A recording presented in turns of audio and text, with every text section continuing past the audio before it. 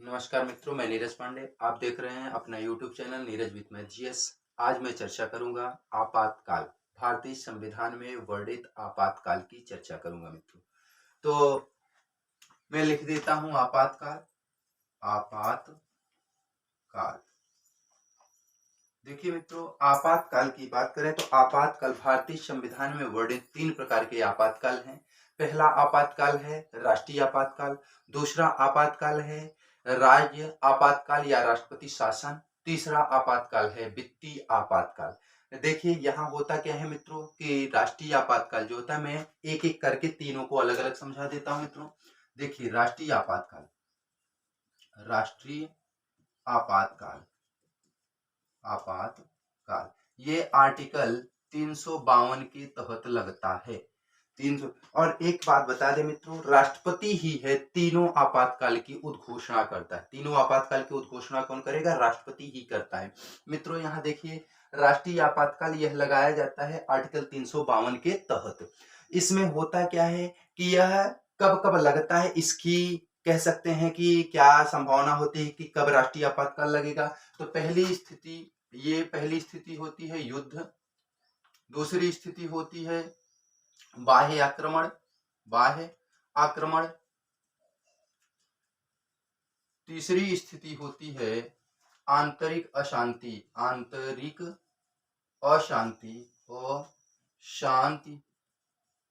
लेकिन ये अशांति पहले था और अब हो गया है, यही तीसरा हो गया है। परंतु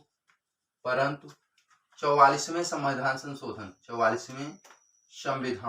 संशोधन से यह क्या हो गया है? सशस्त्र विद्रोह हो गया है। सशस्त्र विद्रोह। देखिए मित्रों, अब इसकी चर्चा करता हूं मैं कि देखिए होता क्या है मित्रों कि आपातकाल जो लगा, तो आपातकाल ये कब कब लगता है? जब किसी देश, भारत का किसी अन्य देश से युद्ध चल रहा हो, उस समय राष्ट्रीय आपातकाल लगाया जाएगा। जब भारत पर कोई अन्य देश आक्रमण कर दे, उस समय राष्ट्रीय आपातकाल लगाया जाएगा। और जब भारत का क्या हो, जब भारत में आंतरिक अशांति रहे, उस समय भारत में क्या किया जाता था?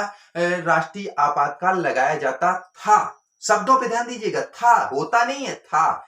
ये रीजन क्या है? पहले था आंतरिक अशांति के आधार पर पहले लगाया जाता था और ये लगाया भी गया। लेकिन आंतरिक अशांति शब्द मित्रों देखिए यहाँ पे देखा जाए तो थोड़ा सा ये शब्द ऐसा है कि जी इसका मिसयूज जैसा लग रहा है कि जब भी आपको लग जाए, अर्थात पीएम पद पे जो रहे वह जब भी समझे कि हमारे विपक्ष षड्यंत्र रचा जा रहा है, हमें कुर्सी से उतारने की कोशिश की जा रही है, तो यह क्या कर दे? आंतरिक अशांति लगा करके सबके अधिकारों को छीन ले। लेकिन ये शब्द थोड़ा सा गड़बड़ था। इसका लाभ उठाई अपने, कह सकते हैं कि पूर्व प्रधानमंत्री इंदिरा गांधी ने भी इसका पूरा लाभ उठाया। देखिए अब बात करते हैं तो आंतरिक अशांति का लाभ उठा 1975 में इन्होंने लगाया आपातकाल। उस समय फखरुद्दीन अली अहमद उस समय प्रेसिडेंट हुआ करते थे। उनसे जाकर के कहती हैं सर आप क्या करिए कि राष्ट्रीय आपातकाल घोषित कर दीजिए। वो बोले कि मैम क्या है कि न तो कहीं से युद्ध हो रहा है, न कहीं कोई आक्रमण किया है, तो हम किस आधार पे लगा दे? बोले कि देखिए उसमें तीसरा भी तो एक आपातकाल का प्रावधान है। बोले वो क्या? बोले आंतरिक अशांति। बोले हाँ आंतरिक अशांति का लेकिन मतलब होना चाहिए ना, कुछ अशांति दिखनी तो चाहिए। बोले नहीं दिख रही तो क्या हुआ, हम कह रहे हैं ना लगाओ आप। तो यहाँ पे वो क्या कर दिए फखरुद्दीन अली साहब, यहाँ पे लगा दिए आंतरिक अशांति के आधार पर वो आपातकाल। और क्या हुए कि सारे नेताओं के उस समय क्या था कि आपके सारे अधिकार छिन जाते थे, मूलाधिकार छिन जाते थे, अलावा जो भी थे सारी अधिकार जो होते हैं मानव के जो आपके फंडामेंटल राइट्स मिले हैं, सब कुछ छिन जाता है। आप क्या होते हैं, जैसा सरकार चाहे वैसा आपको करना पड़ेगा। तो मित्रों यहाँ पे क्या था कि इस स्थिति में तो ये हमेशा आंतरिक अशांति लगाए रहते। इसलिए क्या होता है, जब ही जनता दल की सरकार बनती है 77 में, तो ये 44वां संविधान संशोधन 1978 कह सकते हैं मित्रों, 1978 लेके आते हैं और इस शब्द को हटा देते हैं। आंतरिक अशांति शब्द को क्या कर देते हैं? ये हटा देते हैं और इसके जगह पे रखते हैं सशस्त्र विद्रोह। किसको रखते हैं मित्रों? सशस्त्र विद्रोह को रखते हैं। कि आप तीसरा आपातकाल तब लगा सकते हैं, राष्ट्रपति आपातकाल, जब सशस्त्र विद्रोह अर्थात सेना क्या हो जाए, सेना उग्र हो जाए, शस्त्र लेके उतर जाए, या कोई नागरिक ही नागरिक का हुजूम, एक समुदाय सड़कों पर उतर जाए शस्त्र लेकर के, तब आप, और वो भी देश के कई क्षेत्रों में जब उतरे या किसी क्षेत्र में, चूंकि राष्ट्रपति शासन क्या होता है, 44वें संविधान संशोधन के बाद से ये किया गया कि या तो पूरे देश पे भी लगाया जा सकता है या किसी स्पेसिफिक क्षेत्र में भी लगाया जा सकता है, किसी स्टेट में। तो इसमें क्या है कि ये जब लगाएंगे तो यहाँ क्या होना चाहिए, यहाँ ऐसा दिखना चाहिए कि वो शस्त्र लेकर उतरे हैं, यहाँ से देश के लिए खतरा बन सकते हैं, इसलिए राष्ट्रपति शासन लगाया जाएगा। मित्रों ये बात है। उसके बाद देखिए यहाँ पे होता क्या है कि राष्ट्रपति शासन जो होता है, राष्ट्रपति शासन में एक बात और आएगी आपके मन में कि कितनी बार लगा है, राष्ट्रपति शासन कितनी बार लगा है, मैं इसको भी बता देता हूं। राष्ट्रपति शासन अभी तक भारत में 3 बार लग चुका है। पहला लगा था 1962 में, ये था भारत चीन युद्ध के समय। दूसरा लगा था 1971 में, ये लगा था जब बांग्लादेश को क्या किया गया था, पाकिस्तान से आजाद कराया गया था। और तीसरा लगा था 1975 में, यह लगा था आंतरिक अशांति के आधार पर, आंतरिक अशांति के आधार पर। तो मित्रों यहां देखा जाए तो पहला क्या था कि चीन से जब युद्ध हुआ, पहला तो कंडीशन युद्ध के लिए बना, दूसरा कंडीशन भी युद्ध ही था, क्योंकि पाकिस्तान के कब्जे में उस समय बांग्लादेश था, पूर्वी पाकिस्तान, बांग्लादेश जो आज बना है पूर्वी पाकिस्तान था, तो उससे भी तो युद्ध ही हुआ था, तभी तो वो अलग हुआ। तो यहाँ पे क्या किया, बांग्लादेश को अलग करवाने के लिए भी क्या किया गया था, राष्ट्रीय आपातकाल लगाया था। तीसरा क्या लगाया था, आंतरिक अशांति के आधार पर। तो मित्रों आपसे ये प्रश्न पूछा भी जा सकता है कि आंतरिक अशांति के आधार पर कौन सा आपातकाल लगा था, किस सन में आपातकाल लगाया गया था। तो आपको याद रखना है कि 1975 में आंतरिक अशांति के आधार पे लगा था। और यह भी प्रश्न बन सकता है कि उस समय पीएम कौन था, पीएम उस समय थी इंदिरा गांधी। और यह भी पूछा जा सकता है लगाने वाला व्यक्ति कौन था, अर्थात राष्ट्रपति कौन था। तो राष्ट्रपति कौन थे उस समय, फखरुद्दीन अली अहमद थे। तो मित्रों ये चीज यहां तक आपको समझ में आया होगा। और बातें मैं चर्चा कर देता हूं। देखिए इसका अवधि क्या होती है, इसकी अवधि क्या होती है, देखिए अवधि होती है इसकी, लेकिन राष्ट्रपति शासन जब लगता है तो लगेगा इससे अपने से तो लगेगा नहीं। अब क्या नियम बनाया गया है कि जब इसको लिखित, पहले क्या था कि ऐसे कह दिए, उसमें उस समय जब ये राष्ट्रपति शासन लगाया था तो उनके मंत्रिमंडल में मंत्रियों तक को, सभी मंत्रियों को भी नहीं पता था कि राष्ट्रपति शासन लग चुका है, उनको तो कल पता हुआ जब लग गया। अब नियम बनाया गया कि 1/10 जो है अगर सदस्य लिखित रूप से देते हैं तब जाकर के इसकी सिफारिश करते हैं, तब राष्ट्रपति उस पर क्या करेगा, राष्ट्रपति शासन लगाता है। लेकिन उसके बावजूद भी इसका अनुमोदन होना चाहिए, 2/3 सदस्यों द्वारा इसका अनुमोदन हो, तब यह क्या होता है, पूर्ण रूपेण प्रभावी होता है। नहीं 2 माह के अंदर अंदर ये क्या हो जाता है, खत्म माना जाएगी। तो इसकी अवधि 2 माह होती है मिनिमम, इसकी अवधि क्या होती है, 2 माह मिनिमम होती है। लेकिन जब इसके 2/3 संसद के 2/3 सदस्य इसको क्या कर देते हैं, अनुमोदित कर देते हैं, तो इसकी अवधि बढ़ जाती है 6 माह। इसकी क्या अवधि क्या हो जाती है, 6 माह। और देखिए मित्रों यहाँ पे ये वर्णित नहीं किया गया है कि इसकी अवधि को कितना बढ़ाया जा सकता है। इसकी अवधि को 6 माह अनुमोदित करवाते जाइए, 6 माह बढ़ाते जाइए।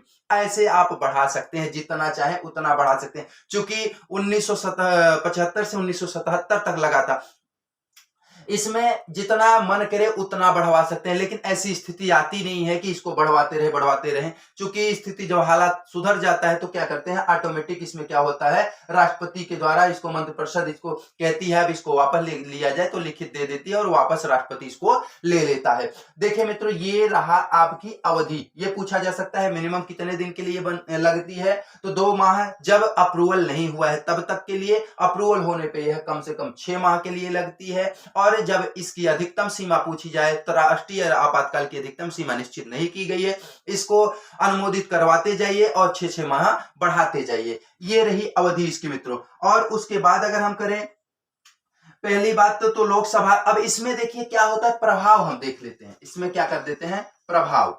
तो प्रभाव की अगर हम बात करें तो प्रभाव मित्रों क्या होता है कि राष्ट्रपति शासन में प्रभाव ये होता है कि आर्टिकल जो आपका 20 और 21 है, केवल वही आपके अधिकार क्षेत्र में रहते हैं वही केवल आप रख सकते हैं, अलावा सारे आर्टिकल क्या हो जाते हैं, वह सरकार के अधीन आ जाते हैं। किसी फंडामेंटल राइट को आप अपने मनमाना नहीं चला सकते हैं, आपको केवल जीवन जीने का अधिकार मिल जाता है। और कह सकते हैं मित्रों कि इस पर प्रभाव ये होता है कि उस समय जो राज्य सरकारें होती हैं, राज्य सरकार भी किसके अधीन हो जाती हैं, राज्य सरकार भी केंद्र के अधीन हो जाती है। वहां पे मुख्यमंत्री या मंत्रिमंडल को भंग नहीं किया जाता है, बल्कि वह मंत्रिमंडल, राज्य की जो सरकारें हैं वह किसके अधीन कार्य करने लगती हैं, संघ के अधीन कार्य करने लगती हैं। जो संघ कहेगा वह राज्य को करना पड़ता है राष्ट्रीय आपातकाल के दौरान। उस समय क्या होता है कि आपके कह सकते हैं ह्यूमंस, मानवों के लिए भी क्या होते हैं, उनके मौलिक अधिकार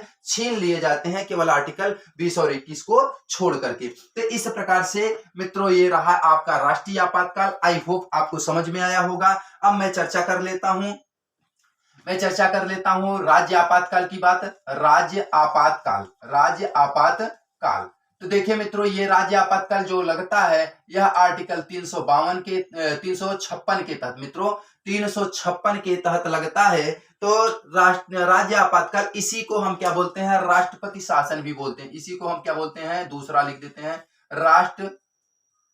राष्ट्रपति शासन भी इसी को बोलते हैं, राष्ट्रपति शासन भी इसी को बोलते हैं। तो देखिए, या कह सकते हैं संवैधानिक शासन कह दें या राष्ट्रपति शासन कह दें, ये क्या होता है आपका 356 के तहत लगता है मित्रों। तो 356 के तहत लगा। तो राज्य आपातकाल क्या होता है, राज्य आपातकाल वो होता है मित्रों जब राज्य का संवैधानिक तंत्र विफल हो जाता है, उस स्थिति को क्या कहते हैं, राज्य आपातकाल। यह देखिए कई कंडीशनों पे होता है, या तो वहां का मुख्यमंत्री जो है वह खुद सिफारिश कर दे कि देखिए मेरे यहाँ की जो पुलिसिंग है या अन्य व्यवस्थाएं वो बिगड़ चुकी है, मेरे कंट्रोल में नहीं है, अर्थात यहाँ पे क्या कर दिया जाए, राज्य आपातकाल लगा दिया जाए, तो वहां पे राज्य आपातकाल लग जाता है। दूसरी कंडीशन होती है मित्रों कि वहां के राज्यपाल को ऐसा अनुभव हो जाए कि मेरे प्रदेश का, चूंकि राज्यपाल एक प्रदेश का मुखिया होता है, तो मुखिया जो होता है तो वो क्या करता है, उसको फील हो जाए कि मेरे प्रदेश में जो है लॉ एंड ऑर्डर जो बिगड़ चुका है, यह क्या है, संवैधानिक तंत्र यहाँ का विफल हो चुका है, इसलिए वह क्या करता है, राष्ट्रपति से सिफारिश करवा के वहां पे क्या कर देता है, राष्ट्रपति शासन लगवा देता है, राष्ट्रपति खुद वहां पे राष्ट्र शासन लगा देता है। और तीसरी कंडीशन ये बनती है कि राज्य और केंद्र के बीच जो संबंध होते हैं, राज्य सरकार जो होती है केंद्र सरकार के कार्यों को जो कह सकते हैं उसके निर्देशों का अनुपालन अगर नहीं करती है, उस कंडीशन में भी राष्ट्रपति शासन लगाया जा सकता है। तो मित्रों ये देखिए 3 कंडीशन में राष्ट्रपति शासन लगाया जा रहा है। और जब राष्ट्रपति शासन लगाया जाता है तो उस पर होता क्या है, तो राष्ट्रपति शासन लगाने के 3 कारण हम बताए। अब देखिए राष्ट्रपति शासन जब लगा देते हैं तो प्रभाव क्या पड़ता है, राष्ट्रपति शासन के समय होता क्या है, कंडीशन क्या होती है। देखिए राष्ट्रपति शासन के समय कंडीशन 2 प्रकार की होगी, या तो वहां के राज्य जो विधान परिषद होगी, विधानसभा होगी, उसको भंग कर दिया जाता है, या विधान परिषद रहते हुए भी वह क्या करेगी, अगर है भी तो वह किसके अधीन कार्य करेगी, वह अधीन कार्य करेगी, केंद्र के अधीन कार्य करती है।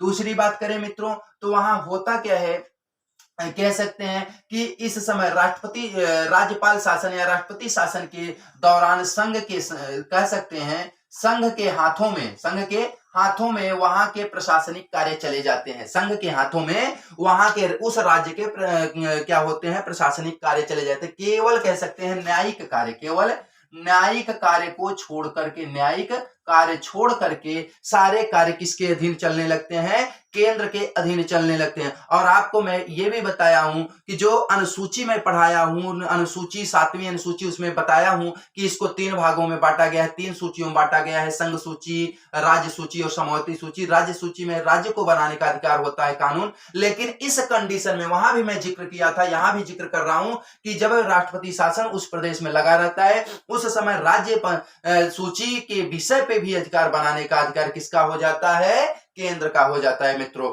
यहां तक तो आपको विधिवत समझ में आ रहा होगा।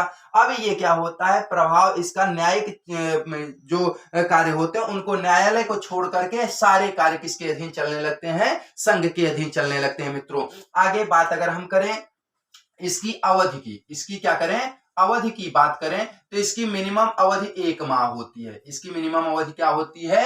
1 माह होती है। अब मित्रों 1 माह जब होगी मिनिमम अवधि तो इसको क्या करते हैं, संसद की अवधि जो होती है न्यूनतम 2 माह करते हैं। इसकी न्यूनतम अवधि क्या होती है? 2 माह होती है। अब 2 माह से करेंगे तो मित्रों यहाँ 2 माह होती है, लेकिन इसको हम बढ़ा के कितना कर लेते हैं अनुमोदन के बाद, यह क्या हो जाती है? 6 माह हो जाती है। इसको अनुमोदन अगर हम करें तो 6 माह कर सकते हैं। तो 6 माह जब करेंगे तो इसको बढ़ा सकते हैं। तो 6 माह हुए, उसके बाद इसको 6 माह करके हम आगे तक बढ़ा सकते हैं। मित्रों यहाँ क्या कर सकते हैं, हम 6 माह करके इसको आगे तक बढ़ा सकते हैं। लेकिन इसके लिए अधिकतम क्या कर सकते हैं, अधिकतम कहे तो अधिकतम कर सकते हैं 3 वर्ष। अधिकतम करे तो 3 वर्ष तक किसी राज्य में राष्ट्रपति शासन अधिकतम अगर लगाया जाए तो 3 वर्ष तक लगाया जाता है। यदि उससे ज्यादा अगर लगाना हो मित्रों तो क्या किया जाता है, उससे ज्यादा लगाने के लिए वहां पे एक संविधान में संशोधन लेके आना होता है। संविधान संशोधन करके ही वहां आप क्या कर सकते हैं, इससे ज्यादा अवधि के लिए कर सकते हैं। तो मित्रों ये चीज आपको समझ में आई होगी। और राज्यपाल आपातकाल जो हुआ, राष्ट्रपति शासन हुआ, इसमें मुख्य मुख्य जो फैक्ट होते हैं अक्सर पूछे जाते हैं। वो पूछा जाता है कि भारत के किस राज्य में सबसे ज्यादा बार, भारत के किस राज्य में सबसे ज्यादा बार राष्ट्रपति शासन लगा है? तो सबसे ज्यादा बार कह सकते हैं, सबसे ज्यादा बार कहां लगा है? उत्तर प्रदेश। कहां लगा है? उत्तर प्रदेश 10 बार। उत्तर प्रदेश लगा 10 बार। और कह दें सबसे पहले कहें, सबसे, ये भी प्रश्न बनता है, सबसे पहले किस राज्य में लगा था? वो लगा था पंजाब में। कब लगा था? 1951 में लगा था। उसके बाद ये प्रश्न बन जाता है, क्या प्रश्न बनेगा आपका मित्रों? कह सकते हैं कि सबसे अधिक समय के लिए, सबसे अधिक समय, सबसे अधिक समय के लिए लगातार, लगातार। तो जब लगातार लगाएंगे मित्रों तो लगातार में कौन होता है? लगातार में आपका जम्मू कश्मीर होगा। कौन होगा? जम्मू कश्मीर होगा। क्योंकि यहाँ पे क्या लगा था, 90 से लेकर के 1990 से लेकर के 1996 तक लगातार यहाँ पे क्या गया था, राष्ट्रपति शासन लगाया गया था। उसके बाद ये कह दिया जाए सबसे ज्यादा समय के लिए, सबसे ज्यादा समय के लिए कहां लगा था? तो वो था आपका पंजाब। पंजाब में अब तक 10 वर्ष तक कह सकते हैं 10 वर्ष के लिए लगाया गया है। लेकिन ये क्या है मित्रों, 10 वर्ष। अब आप यहां भ्रमित हो जाएंगे, जम्मू कश्मीर में 6 वर्ष के लिए लगा तो आप कह रहे हैं सबसे अधिक समय के लिए लगा, और यहां सबसे ज्यादा समय के लिए लगा, फिर कह रहे हैं पंजाब। ये दोनों कैसे हो सकते हैं? तो ये लगातार लगा था। ये क्या है? सबसे ज्यादा समय के लिए लगातार नहीं, ये कई चरणों में मिला करके यहाँ पे 10 वर्ष के लिए लगभग लगा था। क्या है आपका? राष्ट्रपति शासन। तो मित्रों देखिए यहाँ राष्ट्रपति शासन लगा, ये फैक्ट है, इनको आप याद रखिएगा, इनको आपको हमेशा हमेशा याद रखना होगा। और फिर क्या होता है मित्रों कि एक ये हो गया है आपका राष्ट्रपति शासन। राष्ट्रपति शासन में क्या होता है कि इसमें पूर्ण अधिकार किसके अंतर्गत चला जाता है, किसके अधीन हो जाता है? केंद्र के अधीन हो जाता है। और तीसरा मैं एक बात कर लेता हूं, किसका बात कर लेता हूं? तीसरा वित्तीय आपातकाल। वित्तीय आपातकाल। देखिए मित्रों वित्तीय आपातकाल की बात अगर हम करें तो वित्तीय आपातकाल जो होता है वह क्या होता है? वित्तीय आपातकाल का आशय ये आर्टिकल 360 के तहत होता है। आर्टिकल 360 के तहत होता है। मित्रों यहाँ देखें तो वित्तीय आपातकाल आर्टिकल 360 के तहत लगता है। अभी तक कह सकते हैं कि संयोगवश या कह सकते हैं कुशल नेतृत्व के कारण भारत पर वित्तीय आपातकाल जैसी घटना कभी नहीं घटित हुई है। 1991 में ऐसी स्थिति बनी थी। 1991 में ऐसी स्थिति बनी थी, पर मनमोहन सिंह के कुशल नेतृत्व के कारण यह स्थिति भी बड़े सहजता के साथ टल गई थी। वित्तीय आपातकाल का आशय ये होता है मित्रों कि जब भारत की साख खतरे में हो जाए, भारत के साख या आर्थिक अस्थायित्व खतरे में हो जाती है, उसको क्या कहते हैं? वित्तीय आपातकाल कहते हैं। अगर वित्तीय आपातकाल लग जाए तो उससे क्या होता है? और एक चीज और बता दें, वित्तीय आपातकाल की अवधि निर्धारित नहीं की गई है। वित्तीय आपातकाल की अवधि निर्धारित नहीं की गई है। यह क्या है? अनिश्चित काल के लिए है। अनिश्चित काल के लिए होती है। क्यों होती है? कारण भैया वित्तीय आपातकाल, जब तक वित्त का आपात सुधरेगा नहीं तब तक यह लगा रहेगा। लेकिन इसके लिए क्या होता है, संसद के दोनों सदनों से इसको अप्रूवल लेना होता है। 14 दिन पहले इसको सूचित करिए, उसके बाद इसका आप अप्रूवल करवाइए। जब सभी दोनों सदनों से ये पास हो जाता है तब जाकर के वित्तीय आपातकाल लगाया जा सकता है। यदि मान लीजिए उस कंडीशन में लोकसभा भंग चल रही है तो आपको राज्यसभा से इसको पास करवाना होगा और राज्यसभा पास कर देगी, ये चलता रहेगा। लेकिन क्या है कि मान लीजिए यह क्या हो गया, उसी बीच दौरान क्या होता है कि लोकसभा का फिर से पुनः गठन होता है, तो क्या करेंगे, 30 दिन के अंदर क्या होता है कि लोकसभा से भी इसको पास करवाना होता है। और यह फिर अनिश्चित काल तक के लिए चलती रहती है। जब स्थिति बने कि देश की स्थिति सुधर चुकी है तो इस आपातकाल को पुनः क्या कर सकते हैं, पुनः इसको, इस आपातकाल को हटा सकते हैं। इसको राष्ट्रपति क्या करेगा, वापस ले सकता है मित्रों। तो देखिए मित्रों, यहाँ आप बात कर रहे हैं कि वित्तीय आपातकाल, और वित्तीय आपातकाल की स्थिति बात करें तो वित्तीय आपातकाल में कह सकते हैं कि वित्त की कमी पड़े, उसमें प्रभाव क्या पड़ता है। वित्तीय आपातकाल में भी हम बात कर लेते हैं प्रभाव। प्रभाव ये पड़ता है कि वित्त संबंधी मतलब धन संबंधी, धन की जब कमी पड़ेगी देश में, सबसे पहले क्या होता है, कटौती होती है। जैसे एग्जांपल स्वरूप अगर मेरे घर में अगर मानते हैं कि 1 लाख रुपए महीने की आमदनी है, तो हम लोग क्या करते हैं कि मैक्सिमम 70-80 हजार रुपए तक खर्च कर लेते हैं। या करते हैं कभी काल ऐसा होता है चलो नेक्स्ट महीने 1 लाख फिर आ जाएंगे, कोई फंक्शन वगैरह है तो 1.5 लाख खर्च कर लेते हैं, चलो कहीं से ले दे करके कर्ज वगैरह कर लिए, अगले महीने आएंगे तो फिर पलटी कर लेंगे, मैनेज कर लेंगे। वही कंडीशन इधर भी होती। लेकिन अगर ऐसा हो जाए कि मेरे घर की आमदनी है ही नहीं, तो हम कर्ज कितना ले सकते हैं, और कर्ज देने वाला भी एक निश्चित लिमिट में ही देता है। तो देखिए वहां स्थिति क्या होगी कि आपको अपने देश की स्थिति सुधारने के लिए सबसे अच्छा उत्तम अस्त्र कह सकते हैं, या घर की स्थिति सुधारने के लिए उत्तम अस्त्र क्या है कि अपने खर्चे को आप कंट्रोल कीजिए। तो उस समय क्या होता है, खर्च पे कंट्रोल किया जाता है। किस पर किया जाता है, खर्च पे कंट्रोल किया जाता है। उस समय जो उच्च न्यायालय, उच्चतम न्यायालय या अन्य जो पदाधिकारी होते हैं उनके वेतन भत्ते में क्या की जाती है, कटौती कर दी जाती है। और क्या है कि जो राज्य केंद्र के बीच पैसों का बंटवारा होता है, वित्त का बंटवारा होता है, वह आवश्यकता अनुसार कम कर दिया जाता है, या कह सकते हैं खत्म भी किया जा सकता है। क्योंकि उस समय कंडीशन अगर देश की बेहतर नहीं है तो उसको क्या कर दिया जाता है, जैसे एग्जांपल स्वरूप मैं ले लेता हूं, अभी कोरोना काल में जैसे अपने उत्तर प्रदेश में योगी जी विधायकों की विधायक निधि को क्या कर दिए थे, सस्पेंड कर दिए थे, और उसको बोले थे कि हम इसको कोरोना जो बैरियर्स हैं, कोरोना के जो पीड़ित लोग हैं उनके मदद के लिए इस पैसे का यूज करेंगे। तो ऐसी स्थिति आ गई थी, उस पैसों को क्या किए थे, एक तरह से निकाल करके दूसरी तरफ लगा दिए थे। यही कंडीशन आपातकाल में भी बनती है। वह आपातकाल में कंडीशन क्या बनेगी, उस पैसे से क्या होगा, देश को पहले तो जीवित रखना सबसे जरूरी है, तो उनके लिए भोजन का प्रबंध सबसे जरूरी है, उसके बाद तो अन्य सुविधाएं बाद में प्रदान की जाती हैं। इसलिए क्या किया जाता है कि पैसों में कमी कर दी जाती है मित्रों। अब देखें बात, तो यहां पे क्या होता है कि ये रहा, ये एक चीज मित्र मैं कहीं पे मिस्टेक कर चुका हूं, क्या है कि अवधि, ये जो 2 माह की अवधि है, यह 2 माह नहीं होकर के क्या होनी चाहिए, 1 माह होनी चाहिए। और 1 माह से अवधि को बढ़ा करके इसको हम क्या करते हैं, बढ़ाते चले जाते हैं। इस प्रकार से आई होप आपको ये आपातकाल विधिवत समझ में आया होगा। यदि कहीं पे आपको लगा हो कि ये टॉपिक नहीं समझ में आया तो आप मुझे फिर कमेंट कीजिएगा, मैं इसको पुनः आपको बताने की पूरी कोशिश करूंगा। इसी के साथ मैं इस वीडियो से विदा लेता हूं, पुनः नए वीडियो के साथ आपसे मिलूंगा। नमस्कार, धन्यवाद मित्रों।